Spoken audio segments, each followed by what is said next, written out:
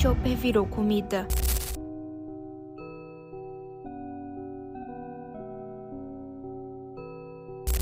Nessa versão alternativa, nós acompanhamos os chapéus de palha vivendo em um mundo que começou a ter uma infecção.